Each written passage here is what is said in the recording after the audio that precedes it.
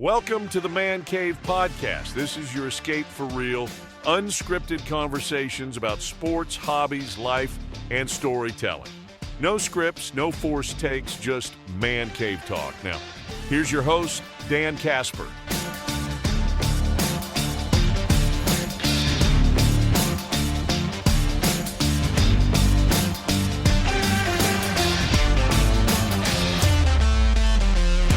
What's up, everybody? Welcome to a brand new episode of the Man Cave Podcast TGIF edition, because we'll try to do it most Fridays. I don't want to say every Friday, because if I say every Friday, then we don't do it on a Friday, then everybody's going to get pissed. But TGIF, Brandon, and myself, Dan. Hello, sir. Hello. Kind of like it's still going to be like sports stuff, but, maybe a little throwback because we get off on memory lane and tangents and such. So back in the good old days of maybe our youth and such. So I think this is gonna be fun, kind of talking about some of the not old stuff. I don't want to say old, but back in our day, if you will. We're so old. yeah, we're old. We can. So one thing we have teased for a long time is talking about like doing a Slowpitch softball podcast, because you and I have used to partake in that. This was at one point. This was a big part of our lives. It was. It's actually how Brandon and I first met. It's true. For those of you that don't know, Yep. We knew each other before Dan got the job here. Mm-hmm. Yeah, it goes back to softball, which I'm sure we'll get to here in just a little bit. But Slowpitch softball, I think it's fair to say has changed quite a bit. I'm not around it really anymore. Right. But consider when we were kids and then when we played in that, I think it's definitely maybe not as popular. Let's just say, right? I don't think it's as popular. Yeah. That's unfortunate, because mm-hmm. it's fun. Mm-hmm. It's a lot of fun. I guess to kind of start it off, how were you introduced to it? Like, I think because you and I probably have similar backgrounds to how we were maybe kind of introduced to it. Mine is my dad. Mm-hmm. My dad played a lot. I mean, my dad was very good at it. He was way, way, way better than I ever was going to be. But he played a lot. And in my formative years, he was already kind of winding down a little bit with it. Okay. And I would just go and watch. Mm-hmm. And that was pretty much it. I would just go and watch him when he played. And, I'd bring my glove along when guys were hitting the ball in the outfield, before the game. I'd go out there and catch. And I'd hang out in the dugout and yada, yada, yada. But, yeah, it was just my dad. Yeah. But mine was probably the same, going to tournaments when my family was playing and watching it too. Mm-hmm. And, you mentioned that, ball back for a quarter or a sucker. Candy. Now it's like these kids are charging $5 or whatever to get the ball back. And that it's like, guys, really? But, and that's the thing too. It's like, I think what kind of drew it though too was it's small towns. Right? When you think about going to sports and that, you think about, there was a time where like every town probably had a league, every bar had a team. Every bar had a field, it almost felt like. Yeah. It was way, like I never knew it, but shout out Town of Pauley. Sid Bolt apparently had a field there where there's all the pine trees. Yes. I just found that out of, it was a few years ago, but it's like, and now you drive by and you see kind of these fields not being used anymore. And it's sad. Well, even like Medford, apparently they don't do city leagues anymore. I don't even know if Dorchester has I saw a Dorchester Days flyer. I didn't see softball tournament on there anymore. Yeah. But that's, going to, you're kind of just tagging along, and then, people were playing, Slowpitch. And I think, obviously in our neck of the woods too, it was huge, because not only just for the local tournaments, but shout out to like Croplands and KC Trucking, and they would go to all across the country to play. Yeah, there you would, obviously there was like state tournaments, stuff like that, but there would be these big like national tournament stuff, and obviously that was nothing I was ever getting involved with, but you would know these people that did. Like it was it's a big damn deal. It was, and I think that's kind of when I don't know about you, but like when I was in college, and then kind of like, okay, I wanted to do something, because we're not playing high school sports anymore and not playing in college anymore. And it's like, I got to do something. It's like, well, maybe that natural transition was kind of like softball. Right. And that's literally what mine was. Like the first tourney I ever played in was Lublin 2004. Mm-hmm. That was the summer after I graduated high school, and I played baseball, and my dad was playing in a tournament with some of his friends, and it got to be like Sunday in Lublin. They needed a player. Mm-hmm. So dad just asked me, hey, do you want to play? I'm like, well, I've never played before. Yeah, but you play baseball. You baseball's your favorite sport. Like you understand it. You just haven't ever done it. So I'm like, yeah, I'll play. And So the funny thing is, when I got there, we were talking like, oh, where are you gonna play? I'm like, oh, well, I played like outfield or whatever. He's like, oh, well, can you play third base? I'm like, yes. But the weird thing too is, even though I never played third base in like baseball in high school, like I was still so used to the speed of the ball off the bat in baseball that softball actually made it. I don't say it was easy, but like I could make that move. Mm-hmm. And the cool thing too is like the first games I ever played for softball, like I was playing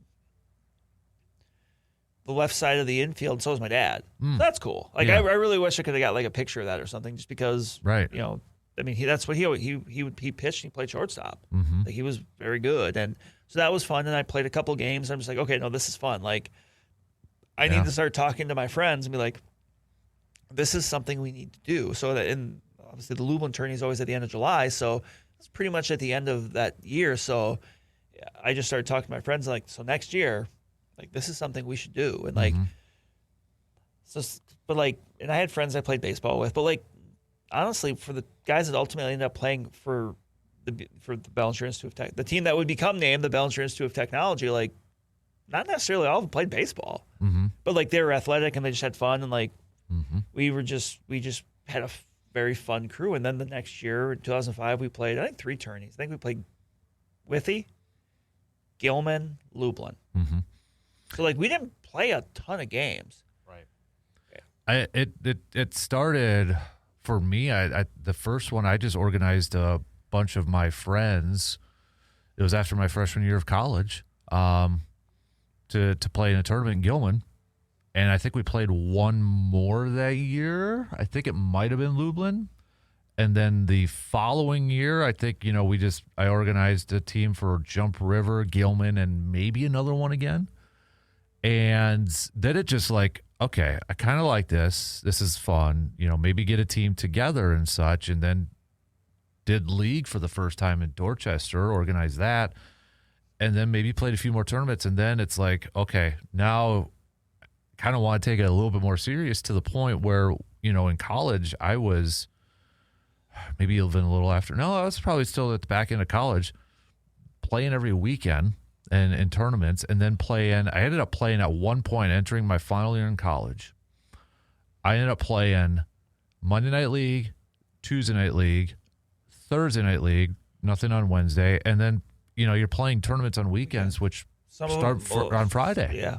Wow. And that was my whole summer, and just driving back and forth. But I loved it. Right. You're hanging out with your friends and that sort of thing. But I think the more I think about it now, just kind of talking about it, when we were kids and watching it, and then when we ended up playing, it was almost like 2 different phases, really, because I think a lot of it turned into, okay, bats, technology, internet stuff, which I'm going to get to here in a second, matching uniforms and ball bags, right? Because I don't remember that. I remember, like the jerseys were like probably cut off T-shirts when we were kids watching these people play. Like guys wore pants. Or pants and that, but it's like usually the bar name or something. Yeah. And now you have all these dye, fancy jerseys and such. And you and I kind of joke, but it was the same thing. It's like, oh, they're wearing pants, they must be good. That was always my measuring stick when I was playing a team. Right. And then we started wearing pants just because it's like, hey, we got to look good and look the part sort of thing. Well, you're sliding, you can't slide on your bare legs. Well, you can. Right.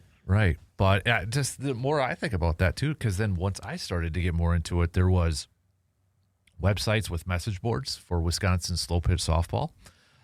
Softballfans.com.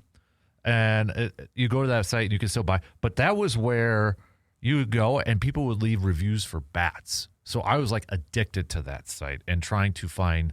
And then I think they had a message board too, so you could like buy and sell bats on there too, which I did too. But you're talking about like $300 bats. And I remember the first bat I bought was actually through the East Bay catalog.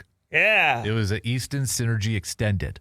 It had this huge sweet spot. It was like 05, I think. And if I would have been smart, because some of those used bats, when they were broken in, would go for more than what you paid for. Oh, yeah, because it's broken in. Yeah. It's like ready to go. Yeah, and I didn't do that, and I ended up selling it, when I was way past done. But, I mean, the Micans, the Ultras, the Freaks, I mean, you started to get introduced to some of those bats, and Then it's like, oh man, you get this, and then it was either an unlimited arc, which I've done a couple times, where you go to the wood bats, or Gilman was, you got to use the bats provided. The bats provided, the Walmart bats. Mm-hmm. There was one year there was a combat that got broken in. They ended up taking it away because we had a guy smaller than you, Brad, and he was older than us. He was like in his 50s or 60s. We call him the Great One. His name was Roy. He was hitting home runs over the fence with it, and they're like, okay, something's up. Something's up. Yeah, but a lot of it was his swing because he played all over and such. So everybody knew him. But right. So how many different bats did you use at one point? Like, how many did I have in my bag? Well, like how many would you like? Let's put it this way. Did you have like a favorite bat of yours? It depended on the day. Okay. So there would be at times I would have 3 or 4 in my bag. I can remember this. You had to have the Boomba bag at one point too. The roller bags, the Boomba bag. So my first one was that Easton one, but then I wanted another one because the Easton one, I don't think I was patient because that one took a while to break in. So then I got a DeMarini like double wall, and that one, it was cheaper. I got it at like Shields. That one never really suited me. Then I ended up getting a Combat Antivirus, which I really liked. But my buddy Frank loved it even more, so I sold it to him. And then I could never get and then some leagues and tournaments started to ban like the Freak. Mm-hmm. So I got the newer version, which I tried to really like, and I just couldn't. It never worked, but I used it a ton. Then I got a Worth. It looked cool, and I hit it well. But again, another teammate of mine really liked it, so I sold it to him. And then finally, it was like towards the end of my playing days, I got a DeMarini Swagger. I still hold on to that bat. I still have it because that is my favorite, because that's when I actually started to hit home runs with it. So I just remember one time playing League in Altoona towards the end.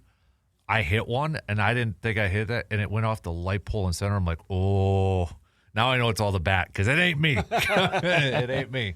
But, yeah, I think those were like, I might have had another bat here or there, but those were the ones I remember. Pretty early on playing softball, I bought and I think it was just like a single wall, like DeMarini. It was like black. I've still got it, but it's broke. Mm-hmm. But I've never had the heart to throw it away. It was a black bat, and it had like a red and silver like design on it. Like, I got like Farm and Fleet for like $50. Yeah. But I love that bat because look, I'm not a power hitter, never have been, never will be. But I could just like, I could hit the gaps with that. Like, and at that time I could run a little bit, so I could double or maybe triple it, and that's just what I would do. Right. And I know my first year, the first bat I actually got, it was from Walmart. And that was before I really understood the difference in bats. Oh, yeah. It was just a worth $40, $50 bat. But then the more you play, you're like, okay, there is a difference. Like, in this thing. You can tell. Mm-hmm. Like, okay. So I remember playing in, I think actually it was Lublin that I had it. And then, we had a guy that was on there, and he's like, he was playing for a different team, and he was just a friend of somebody that was playing on our team. He's like, well, I'm going to bring our team's bats. Played for Haggers, and it was like the Mikens, and I'm like, that was probably like my introduction to like, that was okay, like your there's eye a opener, difference. like, okay, this is different, yeah, this is different. Mm-hmm. So that's like, okay, gotta have to invest in that, right, a little bit. Right. And I just like me, and later on, like I had a bat a friend of mine had that I would use a little bit too. Mm-hmm. I think it was after I broke my bat, and I broke that bat because there's a couple years where we would play a game in the middle of winter in Atwood. The Slowpitch game, and I broke it there because it was like I was cold, and it was cold, and I hit, that was my own fault. Like I wasn't mad, I just but yeah, and that's you bring up like just how busy you were, and like I didn't have as much of a schedule as you did, but still like it's interesting just how so much of everything was kind of worked around that. Yeah, I mean it was, and I don't regret it by any means. Like I flipping loved it because it was it got to a point where you were running into the same teams. So it was kind of like, you learn, that's what happened with us. Right. Yeah, exactly. And, there was always like the certain tournaments that you would always go back to every year, certain ones we always looked forward to and such. And I mean, I think now, it was like, well, Withy. You know, it was like That was the first one. it was kind of always the first one. It was Memorial Day weekend. Memorial Day weekend. I ended up, one was bracket early part of May, and that was always a fun one, but it was always kind of cold. I swear to God, every time we played. That's how I met Seabom. Was over because his team ran that tournament and such. So, but then it was always like the festivals, like Altoona Cinder City Days. I loved playing in that tournament. Well, Gilman that we mentioned was always their fall or it was their Dairy Days. Dairy Days. Yes, their Dairy Days there. Lublin was their Lublin one where I mean, as good of charcoal chicken as you're going to find. Yep. And then, I played Greenwood. I was always like 4th of July weekends, Yep. At that point too. And then Atwood was And then Curtis, Dorchester Days. I mean, there's all over the place. We're going to have to talk about the different things we like about these tournaments because we bring these up and there's immediately just something that pops in my head about each of these tournaments. Well, let's do it right now. Individually. So you mentioned Withy, the first one of the year. Mm-hmm. Hayloft Pizza is what I really miss. Hayloft made tremendous pizzas. And ultimately, like, I guess version 3 of my team, BIT, like we were a lot of Thorpe people, a lot of Owen Withy people. Mm-hmm. So that worked. Yep. So, and that was fun. Like, actually, that would have been probably the first tournament we ever won a game in. But, like, and this is something my dad still talks about because, like, the first year or two we played, my dad actually played with us. Mm-hmm. So that was fun. And, he forget if he was pitching. He might have been playing, like, first base or something because, he was, I don't want to date him too much, but he was getting up there in years. But, and he had this, and it had rain. So, like, the field was just kind of sloppy. And he hit a ball and he just topped it, just like 2 feet in front of the plate, just down into the mud. He takes off running, but the catcher can't get the ball out of the mud. So he actually beats it out for an infield single. He gets to first base, and I forget whoever's coaching first base. He's like, he kind of looks around, he's like, what happened? He goes, you beat it out. Like, infield single. And he's just kind of like, what? I think we might have gave him a courtesy runner at that point. Yeah. But, like, always liked Withy. We always camped out on the field. Yeah, we never did because we lived close to home. We had the tents next to left field. Right, yeah, yep. And also, when they redid the field, we were the first team that won on the new dirt. Oh, yeah. Because we played the first game on the kitty litter. Nice. We just called it the kitty litter. Yep. And I think that was one of those games where we were playing a team from Wausau, but they were wearing pants, so we were like, oh. And then we were playing a few innings, like, oh, never mind, we're fine. Withy was the first time that the team that we had our first, like, big win. Because we were at Hayloft Saturday night, and we knew, again, I'll mention the team name, Haggers. We knew we had to play them, and there was a few guys there, so we were just joking. We're like, hey, we're going to get you just wasted, and all that. And we ended up beating them Sunday morning, and we were just, like, stoked. We were excited because that was, like, our first major. I say major win because, that day or that time period, you knew who the good teams were across the area or the state, right? And that was one of them. They were, like, probably shortly out of college. And that's one that when you brought them up, I'm like, oh, yeah. Yeah, right. I mean, Kadadish area and all that. And so, we beat them. So we were all pumped as these, 21-year-olds that are just starting out that we beat them and such. And then we ended up losing the next game in there. But, that's what some things I can't probably divulge about. That's fine. There will be certain things that just in general that we will not speak to. But, it was – that was always a good warm. It was actually – first time me and my wife actually hung out too. I just thought of that. I was going to go a different direction there for a minute. No. Like, I think I remember texting her and inviting her out, and she was trying to figure out how to get there. And that was. Yeah. The other thing I will think of is we'll call him friend of the show. I asked her out for our first date at Withy tournament. Oh, well, that was actually one of the later years we played there. Chris. Mm-hmm. Big Sexy Chris. Big Sexy. When you say Chris, I just got to say Big Sexy Chris. That's his name. But he made brandy slush because he had like some really old brandy for like his parents had, just like because they didn't really drink. So it was just like in the basement. So he's like, well, what are we going to do with this? Because brandy is not one of those things that like when it gets older, it's necessarily better. Yeah. So he just made like a gigantic thing of like brandy slush. So that's just what we were drinking that weekend. And it was awesome. Wow. Because that actually helped kind of dull the natural, I'm trying to find the word for this, the natural personality that brandy had. Mm-hmm. So that's just, we were just downing old brandy slushes and trying to play softball. So we're kind of going in chronological order. I know I played bracket a couple of years, and that was always beginning of May, so that was before that. And that was again, like I mentioned, that's how I met C-Bomb, because the old B-Dubs team would always run it. And that was actually, weird story, my now wife's uncle was also a part of that team and helped run that one. And so one part I remember about that tournament too is C-Bomb and his little Honda Accord dragging the field. Hooked it up. Yeah, I have a picture of it somewhere. And this was before I really knew who C-Bomb was. Right, I'm like, so who's this guy in his Honda dragging the infield with it? So. There's a couple actually. There's a couple friends that I really got to know through playing in Withy, and their first recollection of me is they were playing on a different team, and there was just some game where I was wearing my batting gloves. I just said, I'm going to wear my batting gloves when I'm out playing second base. Mm-hmm. I was like, I'm not taking them off. Screw that. Yeah. And they're like, who is this weirdo out playing second base in batting gloves? Like both hands while I'm wearing the glove two over. Like I was just lazy. And I think later that weekend we ended up having a couple drinks together, and they're friends now. So yeah, Withy, I enjoyed Withy. Yep, I did too. Played it. I think I only played it 3 times. It drew a lot of. I remember one of our first games. They went under the name Taco John's, and they were like the Marshall. They were a really good team, and we got our butts kicked in that one. So, but it drew a lot of good teams too. It did for Withy. So, then you get into June, and obviously, I think when you think of June, it's Gilman and Dorchester days were always the same weekend. Yeah, because we always played Gilman, but we always had people that would go back and forth. Yep. And I mean, and sometimes it'd be different weekend. It just always depended, but Gilman was always Father's Day weekend. That was our first tournament win. Yeah, we were there for it. I think Chris and I were. I think it was it Schmelik and I that they were there cheering for you guys because we were done. So we were just like, we'll just go watch these guys play. Yep.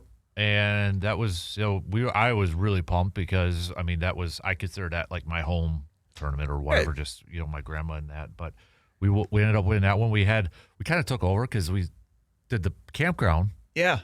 And then Greg, shout out Greg, who's a DJ, brought his DJ equipment, so we did like a street dance on the basketball court in the park Saturday night.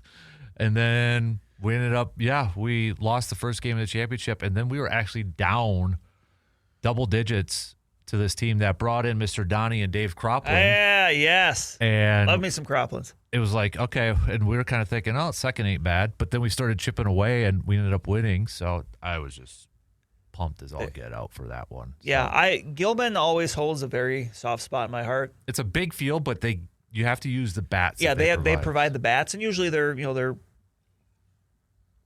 I'll say Walmart, like single wall bat. Yeah, like bats, basically bats that look, if you're some of those guys we mentioned, they're gonna hit home runs. Yep. But I'm not going to. Right. Like if you're gonna hit home runs because you're a legitimately very good player. Yep. And you probably got a really good baseball swing. Yes. Or, but yeah, I had so many good memories. Like the first year we played in Gilman was the only time we ever made the Sunday. Okay. And we had a good team. And there is one time, not to cut you off, but it was you guys, and it wasn't the first year, because I think it was maybe our second or third year. But I remember this. We were playing a game. You guys, because at that time they had a scoreboard and it was the old school where you hang up the numbers. Yeah, and they didn't have all the numbers. Yeah. But you guys were posted there. We were playing, and one of my guys that was on my team, his name was Danny. I think he made a catch in foul territory, but he had to reach over the fence. And a bunch of you guys just stood up and did the Angels in the outfield thing. Like it was awesome. Yeah, because you could walk from the campground. Because the last few years, we camped there as well, where you guys were camping. But yeah, like that tourney, just a lot of really fun memories with it. Like, for us, 2010 was always like our favorite summer, just because that was one where we actually won a game there, and we had a team that had no business probably winning a game. It was the ultimate team just based on vibes. Mm-hmm. Yeah. But basically, we won a game. We got to Saturday night, and then once we were done Saturday night, we decided to vibe. Yeah. And I just always liked it, too, because Gilman always had announcers. Yeah. So I thought that was the coolest thing, too. Yep. But and that one of the first years we were there, there was a guy that was working in one of the beer stands. Shout out. He's passed now, Mr. Tresco. He was actually he was a sub teacher in Thorpe, so we knew him. John? Yes. That's my grandma's neighbor. Was it really? Marcia. John and Marcia. John, yep. John Yep. loved. He was always one of our favorites. John's awesome. Yeah, well, he was always one of our favorite substitute teachers. Mm-hmm. So then by this time we're all 21. So here we are buying pitchers of beer from our old substitute teacher in high school. That's the thing is like it was just pitchers. That's all they had. Yeah, Like just pitchers. 2 or 3 kinds. Pitchers. Yep. And so we were talking with him a little bit, and it was that Gilman though is. I had seen a couple weeks ago someone had it was for I think baseball, but someone had brought up the idea or the suggestion of like, have you ever seen a triple play that ends a game? I have been a part of a triple play that ends a game. On the bad side? Yes. I don't remember who we were playing, but we had runners on first, second. We were down like 2 or something, and I was on first base. Another guy was on second base. Guy makes basically ball hit like short right center. Guy makes a really good catch that nobody expected him to make. Guy was too far off second. I turned around because I got about halfway, maybe a little less. And I turned around to go back, and I fell. I tripped and I fell.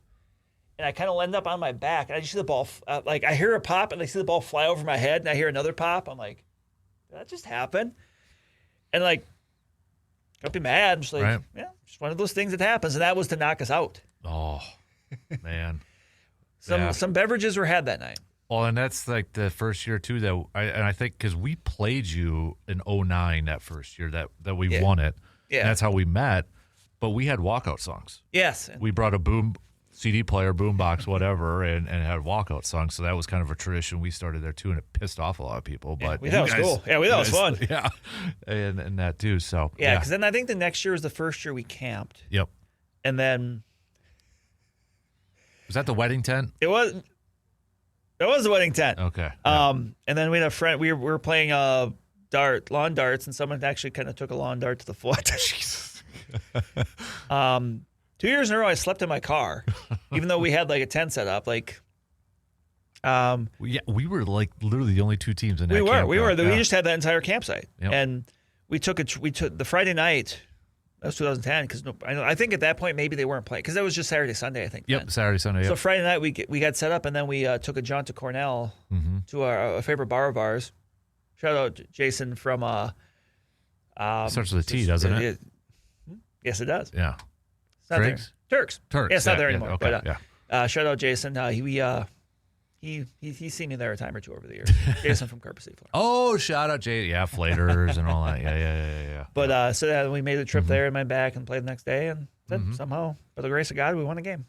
I got to go back because I did play. I don't think you ever played Jump River, but that was always before. I am so bummed I never got to play Jump River because I was always playing Unlimited Arc. Yeah, I never got a chance. Played it a couple times. That was always the beginning of June too. So that would have felt a good time too. That's a bummer. Yep. I've been there. Like I remember watching my dad play there when I was younger, and then because didn't they always have it at the same time as like the fireworks and stuff, or they would do like the. They do because we would always go up there when I was a kid for the fireworks, and they had like the tractor poles and stuff like that. And Jump River was like 100 times more people than it normally had. Yep. Yeah. But I remember seeing the park. I can still visualize where the park was. Mm-hmm. Yep. I just never played there. Yep. So that's a bummer. I played a couple times. Played a game at Broken Arrow. You want to talk about Unlimited Arc? Holy moly, that one was. And they had like a mini Fenway with a high fence too. So it's just it's the small towns. Yeah. With those tournaments were like the most fun and best ones. And then you get into like July. Yeah, I played Greenwood 1 year, and then it's Kobe Cheese Days, which my wife's family is huge because that's where they're from, and it's kind of where they. Kind of almost a reunion and such. And then later on, like Kobe Cheese Days was always ended up becoming my favorite because it was, a lot of family teams. And then I ended up playing with my wife's family's team over there too. And this was before me and my wife were dating, but this was before we were married and before I started playing with her uncle's team. And this goes back to, Cheese Days was always around my birthday. And we played a Friday night game, which was my birthday. It was like a 10 o'clock Friday night game. Or, we got done at like 10:30 or something like that. And they closed like the street down in Kobe where all the bars are. Because they have like a street dance and all that. So we got done. I'm like, I got an hour and a half yet of my birthday. So we all like went out. And this is where, we'll talk about like meeting people and such. And so I go to the first one, and Andy Sandlear, if anybody who played softball probably knows who Andy Sandlear is. And he's like 5 Horsemen, blackberry brandy shot. He's just like birthday, like, oh, God, let's just say I got to the bar at 10:30. At midnight, I was probably already ready to pass out. Yeah. That's how bad it was because I was trying to play catch up. Oh, yeah, that's always dangerous, trying to play catch up. And so then we go to the next one, and that's where Veronica, my now wife, was like with me the whole time. And we go to the next one, and I just remember sitting at the bar with my head down, and her uncle's there, and his friend D, her uncle at Tim and D are there, and that's the first time I'm meeting them. And they're buying me shots, and I just like, talking smart and being like, yeah, we should play. And I remember grabbing my phone, and I'm just like, I got to get your names and numbers. And I put in Veronica's uncle and his curly-headed friend. And we still laugh kind of about that whenever I bring it up. But then apparently I just remember walking down the alley, and apparently I tried proposing, and one of Veronica's family friends was walking by, and he's like, am I actually witnessing this? And she's like, no. It was, let's just say I threw up, and we had to play like 8 o'clock the next morning too. I don't know why. And I had to play third that day. And I'll just say first of all, I struck out, so I had to wear a wig. But defensively, I was on fire. We'll get to that. I've got something related. And then I remember after that, just laying next to a tree. Remember Fleabag, Fleabag? I think so, yeah. Like his son Woodtick was a really good ball. Okay, I remember Woodtick, yeah. Yeah. So his dad, Flea, and he would like go. He used to play on one of those older teams, so he'd go to Jump River Net, and he's just giving me the business while he's umping because I'm just sitting there by this tree throwing up, and he's like during game in between break just freaking giving me the business, and we ended up losing that night too. But it's like chicken strips, I felt better and all that, but Nature's Miracle Cure chicken strips. Yeah. But it's like that's one of the Kobe ones I remember, and I think next year I started playing with her uncle's team. We actually like won the 1-1. That was always a big one though too, because I mean there was like 16 teams or and you would get bracket attorney. That was I mean we're gonna get to it. That was that one. Yeah. And you mentioned the wig, like punishments for strikeouts. Oh, they got so expensive. But because sometimes it would be like you buy a case. You've seen a lot. BIT had in the later years. I mentioned earlier how Big Sexy Chris had the brandy. Well, he also found some really old bottles of whiskey. Oh, and it was not good whiskey. So we established the last few years we were playing consistently. We established a rule where if you had a strikeout, doesn't matter if you swung or missed or you fouled out, you had to take a pull from the whiskey. And it was just called the whiskey. Oh man, yeah. Cases got really expensive. They did. We tried a shirt once, a strikeout shirt that you had to wear, and then everybody had to sign it, and that, which was really, depending on the tournament or the league you played in, it was either 1 strike or 2 strikes. Right. Yeah, it depends. Like Gilman had the one where if you watched it, and it was a strike, you were out, but then you could just do the dummy swing. You could do the dummy. Yeah. Yep. Which when I played league in Oshkosh when I was in college, you could watch one, like no matter what. Right. So as a pitcher, that made it a little bit more challenging, but it was fun. But yeah. But then so it was that, and then that was always around state tournament too, and for around Kobe Cheese, and I played state twice, once in Marshfield and once in Stevens Point, just to say to experience it. Now, were they still drinking beer at state? They were. And I remember Marshfield. So this is one of the things you learned from some softball was a game called Set 'em Up. Oh, yes. We were the only team playing Set 'em Up. Yep. And essentially, I don't even know. I think it's Stan Lear again is where we learned it from or something like that. I can't remember. No, I think it's something else. But anyways, essentially cornhole with beer. Right. If you think about it. Yeah, you should have a beer out there. You have an unopened can of beer, 2-person teams on each side. You take a softball, and you try to knock the beer can over. Yeah, you try to pitch and hit the beer can. And then you got to chug it. Yep. One of the persons got to chug it. First to, like, best out of 3 or first to 3 or 2 or something like that. So proud to say I've played Set 'em Up in the parking lot of American Family Field. Attaboy. When I was in college, went with some friends, and we got there an hour and a half early. Because it was a 1 o'clock game. We got there at 8:30. The guy's like, well, just so you know, the parking lot doesn't open until 10. Like, hey, you mind if we just, have a couple beers? Like, yeah, it's fine. So we just parked the car. We have the car parked first in line, and on one of those little, like, grassy hills right next to it. Here's us just for an hour and a half. set them up, chugging hams. Best one is when you get that ball landing right on top of it, so then you have to it fizzes, explodes, And they have to. Yep. Oh yes. So, I haven't played that in years. I might have Neither to. have I. Is this something we got to do this summer? I think we so. got to play on the parking lot. We'll play a set 'em up game. Yep. Maybe we have to go to an express game and do that too outside a baseball field and do that. Greg, Yeah. let's get a set 'em up stand going. We gotta get Josh involved in that. He can bring the beer. Our buddy Josh. That's true. So. But yeah, that's another thing that developed from our softball years. Yep. And then obviously you get to later in July. I gotta go back one more. Go, sorry. I got one more. Yes. Because there was a tournament, rodeo grounds in Medford, right across the street. There was a bar. I gotta tell this story quick. Sydney's bar. But in warm-ups, we were warming up, and two of my guys were just freaking goofing around. And I went to go get a ball, and they were trying to throw like fastballs or knuckleballs. And one got away, and it plunked me right here in the eye. Like, it made me collapse. Actually, this eye. And the only reason I did that because I got hit this eye, it chipped the bottom tooth on the other side. It hit me so hard, it chipped one of my bottom teeth at the other end. So that's why I had to make sure it was on that side because I never got it fixed. There was stitches. There's a picture, stitches of the softball in my face, and black eye and that. I shouldn't have played, but I did. So I just started beer. And I just remember the next day we were trying to get, I had never won a trophy for softball or beer drinking trophies. And it was the cheapest made. I still have it. Remember the big one? I've seen it. Yeah. That big one. It's like, I want it. That is nostalgic as heck because you just see all of the beer cans from 25 years ago. Yeah. And I'm like, God, and there's this, and he was doing it for fun and that, but me, my buddy freaking Greg, we know Greg. We're hanging around. Greg from Greg Stowing. Greg from Greg Stowing. Hanging around. We're like, okay, we're going to buy more cases just because. Yeah. And finally, Greg's like, this isn't leaving. And he hands me a check for $200. He's like, just in case. For something that's probably worth $10, the trophy and all that. But we won it. And, oh, God, I was so proud. I still have. So I did slim it down because it was so big. And to haul it around, it was actually falling apart.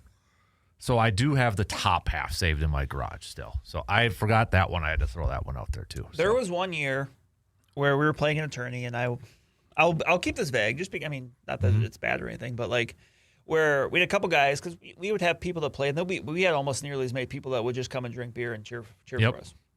And we had a couple guys who were bound and determined one year. They're like, we want to win the beer drinking trophy. Okay. Mm-hmm. So, and these guys look, we're not playing. We'll do some heavy lifting here. That's fine. So they start buying cases, and we're going, and we get a decent time into the weekend, and we're winning. And then we were introduced to the idea of how some teams would just buy cases and then not drink them. Yep. And then we got very mad. Yep. It's that's BS. Yep. You drink the beer. Yep. Drink the beer. Yep. Oh, so yeah. we were frustrated. Oh, yeah. And it was Colby really quick, too. They didn't do cases when they did the beer tally. They sold pitchers, too, but that was... The pitcher tally? Yeah. Ooh. Yeah. But that was... You're going up against teams like Grassland and all those, so which you were familiar with, too. So they would always win that one. It's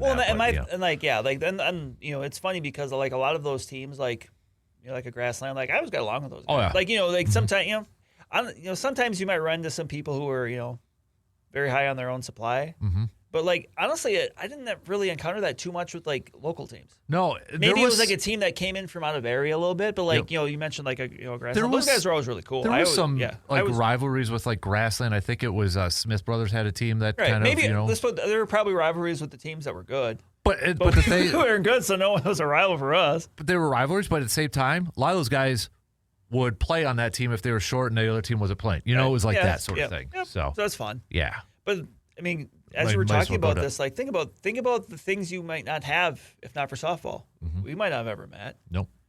That's the thing. I miss the most is the camaraderie. And that's it. I think that's the big thing. Yeah. I could go out there and get some swings in or whatever, but just mm-hmm. chilling out with people, meeting new people. Like Atwood, I mean, you kind of talk about that one. I remember one year we played both Lublin and Atwood, and we would drive. I borrowed my grandma's van to And that's load like up a everybody. 25-minute drive. And we were driving back and forth and playing. We ended up camping out at Atwood in a big old tent. Yep, there was campers there. I mean, Atwood played league in Atwood a couple years, and it was just. But yeah, because Atwood and Lublin being the same weekend. I mean, we can start with Atwood, and then we'll chat Lublin too. But like Atwood. That was a tourney that when we first got in there was a waiting list. Mm-hmm. We got in because a friend of ours, shout out Tyler, had kind of a team, and we were just like, oh, we'd like to get in. He was like, oh, let's play. Okay. So we did, and we had, just love that tourney. Shout out Travis Engel. He always ran, and now I think Russ Weiler does it. So he's talk about announcers. All-timer. Travis Engel, also the only umpire that ever gave Big Sexy Chris a warning for his behind-plate conduct at catcher for what he was saying. Hustle in, hustle out. To this day, I'll hustle in, hustle out. But Atwood was always such a fun tourney, and because we had we had connections. Like we had basically we had someone had a cabin nearby, so we would just stay there. Yep. And one of the later years. We had a piñata phase where, like, one year I just brought a piñata. It was full of candy and booze. And we broke it. And a friend of mine, shout out Kitsy, decided to, one of the big things in there was like a big bag of gummy worms. And he decided to spear me, like just whoosh, tackle me, and then grab the gummy worms. This was like a Saturday night when I'm, had a few drinks, and then we're playing the next day. And Yeah. I loved playing at Atwood. I love Atwood. It's fun because it's one of those cornfield. The outfield, beyond the outfield fence, cornfield. It's just like Jump River too, with the cornfield out there. And it's, back when the Robin's Nest was open, so you had a bar right down the road. You had the train tracks behind you. Like it was. That's the other thing with Gilman too. The train tracks were right next to the there. field. Like it was the quintessential small town park. Yep. Lublin. That's kind of the same. The thing I remember most about Lublin is the bed sheet. Win it here or hit it here, get a beer. Yeah. Oh. Beyond the fence in the outfield, there was a house that had a hit a here, win a beer. Yep. And I always enjoyed Lublin. Like I was bummed that Lublin and Gilman were the same, or Lublin and Atwood were the same weekend, because otherwise I just would have played both. Right. But again, another one of those where like that is the event of the year in the small town. But think about it too. Like that's how many teams were still out there where you could have the ecosystem for softball in that area, in the area, could support two tourneys going on the same weekend. Exactly, and I don't think you can do that anymore. I don't think so. Yeah, I don't think so. So, but yeah, Lublin was always fun. Always enjoyed that. It's literally a block. The field is a block in the middle of town. Yeah. Yep. There's houses all around it. Behind you had maybe like the fire station or something. I forget what was the fire station was like on the first base side. Yes. And there was a church over there. Then there was like a house. Yeah, and then they would always have like the mobile beer apparatus where you'd get your beer. And I've always loved Lublin. Like Lublin, I've even gone back a couple times with my dad, just watched some games. Like it's. Then I know in my later years, then when I moved back here and I started playing with my my wife's uncle's team, it was more. I got more exposed to the western side of the state, like, right? I suppose playing more over towards like Menominee, and at that time it was like Fuzzies and Somerset, New Richmond, River Falls. What's the town over there? Hammonds. The Woodville. Those tournaments too. So that's kind of cool for me to be able to go from like Center, Marshfield, Central Wisconsin, and then go to the western side too. Stevens Point is probably the furthest east I've played, but and I think it was falling out about the time we started playing. But you heard about the Golden Woody tournament, right? Yes, especially online in our message board days. Always wanted to play, because always it was a tourney with a bunch of very unique rules. Yep. I never got to play that one. Same here. We always talked about wanting to do it, and it just. I'm sure there was a big waiting list and stuff like that, but oh god, I completely forgot about that until you mentioned the Golden Woody. Because at one point we were talking about now we want to do the Golden Atwoody. Yeah, but gosh. But I also was thinking the year because there was a year where you mentioned Greg's where we had the combined team, Greg's BIT. Did you play on that team? I did. Okay, so I thought so. Yep. Because that was the year I think. No, maybe it wasn't. That was the year. Well, was that the year that we went back and forth with Lublin? Maybe it was I think for you it guys. was. It was, yeah. Yeah. Because I don't know if we did. No, you didn't, but like You guys they did. adjusted the schedule Yeah, so and we that- yeah. could. Yeah. Because that was the year where, on need, I was playing right field. Mm-hmm. Yeah. Which, hey, I caught. I could catch the ball when it came to me. Yeah. But- I think that was the year that we split that back and forth. That sounds right. Because I think we ended up finishing second in Lublin, but we ran out of gas because that Sunday was so hot. Yeah. And Greg had these pullover jackets made, which were essentially softball versions of Letterman's jackets. So whenever we won a tournament, he would collect all the jackets and get it printed on there. And for that Lublin one, he put it on the back. I still have this jacket in storage. Second place Lublin, just because of all the flipping games that we played. That Oh yeah, weekend. you're playing two tourneys, and in Atwood we played for a while into Sunday. Mm-hmm. Yeah, because that's where we camped, and Yeah, that was I mean that was a pretty decent team that we had between your guys and my guys. So Yep. but did you ever play Curtis? Honestly, I've never played Curtis. I was Curtis asked, was always but I like never. Curtis was the week after, Mhm. and I always enjoyed Curtis too. And that was another one where because it was for a while there was a time where they didn't have a fence, Mhm. and then they had a snow fence that was very short. And a friend of mine hit his only career home run on the short snow fence a day after he passed a kidney stone. Oof. But the fun parts about Curtis involved the fact that at any point in right field they were doing the pulls. So there would be a few times where maybe a rogue tractor or something would just go into right field because there was like a path there. So like we would have to stop play because tractor's in right field. Then they'd have to back up and Man, my last tournament of the year was always Labor Day weekend, and this one always had a waiting list too. But I ended up hooking up with Greg and that. It was at Whittlesey where I used to play Little League. I've been to the upper and the lower fields. Yeah. I watched my dad play a lot of softball in Whittlesey. Yeah, and what was unique about it was one pitch regardless, strike or ball. I think at one point Atwood did a one pitch tourney. Yeah, so it was like, Your action. and it was round robin. So it was like the whole, they had an upper one. So like if you won the lower, you got bumped up, or if they knew who you were and that sort of thing. So that was always fun too. Yeah, that was another type of tourney I would have liked to have played in because it moves. The most miserable I think I was a unlimited arc wood bat tournament in Ingram, Wisconsin, and there was no fence. It was all grass. It was like sand lots. This sounds like my jam. It was bad, man. Yeah. It was Yep. bad. But and then you mentioned the leagues, played league and with the Yeah, I played. Atwood. Also played the few years in Oshkosh where a friend of Well, mine and and then when I moved back we we played the year of the Eagles Yep. in Halley. That was fun. Those were actually the only legitimate home run I ever hit. Mm-hmm. And that was not even over the fence. That was just one in the gap that I ran. Yeah, you was did. Was with you guys. Yep. That was, and that's when I moved back. Is when I finally started to get a little power, and that was just all bad stuff. You got yeah, beefed it up. was- it's funny because honestly, the more I'm thinking about this right now, the friends that I still talk to, or the people that I still talk to, are probably more from softball than maybe school. Oh yeah. If you think about it, like, Yep. it's honestly, you obviously, and Hetch and Tim and Dee and even Augie for a little bit there. C-Bomb for crying out loud. It's like, that's honestly. And this Honda Accord. Yeah. I mean, that's honestly probably where a lot, yeah. And we said that already, but that was kind of the biggest takeaway. It's just like the people have met. Mm-hmm. Even the people now you'll still see, but like, you don't play anymore. Maybe they don't play anymore, whatever. Like, but you still have that connection. Yeah.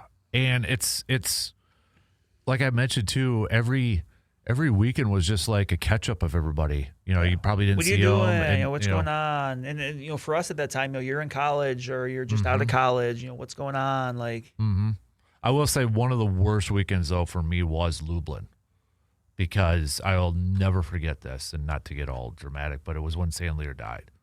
yeah, Because we That were was actually fair, yeah. because we were actually camping at Lublin. It was right next to the tracks. yeah, And I remember, yeah. I won't go into full detail, but I remember like the train stopping. I was like, oh, okay, whatever. And the next morning, found out Andy Sandlear passed away, and I was like, what? Like, no. Yeah, he was. And you were playing in Atwood at He that was, time. yeah. And I remember talking to him that day, that Saturday. He was definitely a credit to the softball community. Big time. I would say this is a kid who was awesome, and he played all over. Oh yeah, too. he was as good as anybody. And the best part about him First of all, one term I didn't mention too, and when I'm talking about San Lear was myelin. Myelin was wood bat, but it was like wood on the top but metal on the bottom. Mm-hmm. One I will never. Myelin was a really short field. Left field was like a dairy plant or like a milk plant. Like it was off. But I remember myelin had a waiting list too. It was just this. There was not even a gas station in this place. It was literally one street and that. But I remember. So two things about myelin I remember the most. One, I thought, you know what? I'm going to start chewing. Wrong. I was so sick. Did you look at current counsel? Trying to chew? Oh, it was bad. But I remember one day, and I'm like, I get there. I think it was a Saturday, and there's a tent pitched up outside of center field, just on the other side of center field. I'm like, it's not even put up all the way. It's like, man, I'm like, and I'm there all day, and there's like no movement. I'm like, oh, maybe they're not there. It's like 1 o'clock finally. You can see it kind of moving. Girl walks out, and then they're saying later, just a random tent on the other side of center field. But for as good as he was, and he could play for any team that wanted him, he was probably the nicest dude. Oh, yeah, he was great. Like, I would talk to him. We'd spark conversation. I remember one time I got asked, I can't remember the team, but it was a really good team. And my wife's friend's husband was on it, and they were looking for a guy. It was at Auburndale Music Fest, which was this big one, and we were living in Rapids at the time, and they needed a guy. And so they asked me, and I'm like, I'm not at that level. I can't. But I did, and I was sore. And San Lear was there with his team, and we were shooting shit, and he's like, well, who you play for? I'm like, oh, I'm playing. I can't remember the team. He's like, oh, they're really good. I said, I know. And I was just really nervous. That little shit. The whole game sat behind home plate and watched. And he didn't have to, but he's just like, being a fan and all that. Oh, yeah. That was kind of one of my things, too, is like I remember like we were playing a game, and he's behind home plate, and, in between pitches, I'd, kind of step out or whatever, and I just talk to him. Be like, oh, yeah, blah, blah. He's like, what are you going to do with this one, Berg? I'm like, I don't know, probably pop it up. I don't know. Yeah. But it's like that was probably one of the better ball players out there, but he was one of the nicest freaking guys. For sure. I remember going to his funeral, and I was a wreck. It was awful. But, yeah, it was just, that dude was so cool. Very. So awesome. Yep. But that's the friendships that you. Oh, yeah. The people that you. And I think a part of it, too, that's kind of cool is like when you're younger, I think so many times you get so wrapped up on where someone's from. Mm-hmm. If you're from Thorpe, oh, they're from Stanley, they're from Owen, they're from Withy, blah, blah, blah. Yeah. And then you're around these people and you realize, oh, no, they're just like you. Like it's all of that crap that can come with that stuff dissipates. And that's a very good conduit for it. Right. And it's like, Dauber, softball, family stuff. C-Bomb, Tim, D, I was really close to them. And now Hatch, who, I help coach, or we coach in the same league, little league now too. And it's like, it's kind of cool to look back at all that too. So, yeah. But we probably could go on for another hour. We could, but we want you to be able to listen to this in one or maybe two stints. Exactly. So. All right, good stuff. Hey, appreciate it, everybody, for tuning in. Send us your stories, too, if you got or anything like that. Or maybe what was your favorite bat or tournament? Your go-to bat. There we go. Yeah. What were you going to say? Oh, I was going to say, you give us enough content, we can do another one of these. We could. Yep, exactly. So hit us up, mancavepodmail@gmail.com. But don't forget to follow, subscribe, YouTube, Apple, Spotify, or wherever you get your podcasts. For Brandon, I'm Dan. We'll talk to you on the next episode of the Man Cave Podcast.